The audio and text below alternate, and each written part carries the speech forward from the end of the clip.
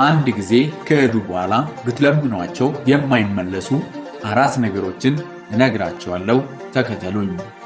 ምክር ዓለም በዓለም ሚዲያም። አንደኛው እድል ነው።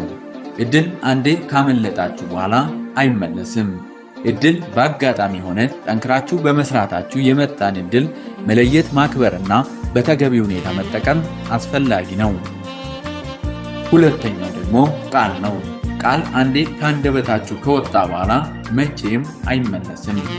ቃል ሁኔታዎች ሲገፋፋችሁም ሆነ እንዲሁ ስለለመደባችሁ በቀላሉ የምትናገሯቸውን ሰው ጎጂ ንግግሮች በሚገባ ማሰብና ራስን መግታት ያስፈልጋል። ሶስተኛው ጊዜ ነው። ጊዜ አንዴ ሳትጠቀሙበት ካለፈ በኋላ መቼም አይመለስም።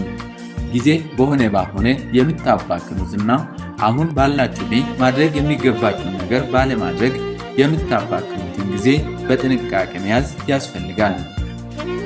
የመጨረሻውና አራተኛው ደግሞ አመኔታ ነው።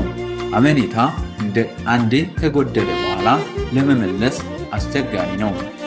አመኔታ ሰዎች ሲያምኗችሁና ራሳቸውንም ሆነ ነገሮቻቸው በእናንተ ላይ ሲጥሉ እምነት ከማጉደል መጠበቅ አስፈላጊ ነው። ወዳጆቼ፣ ያለፈው አልፏል፣ የባከነው ባክኗል። የተራርፈውን ሰባስበን ሕይወትን እንደገና በአዲስ መልክ እንጀምር። መልካም ጊዜ ተመኘን። ዓለም ሚዲያ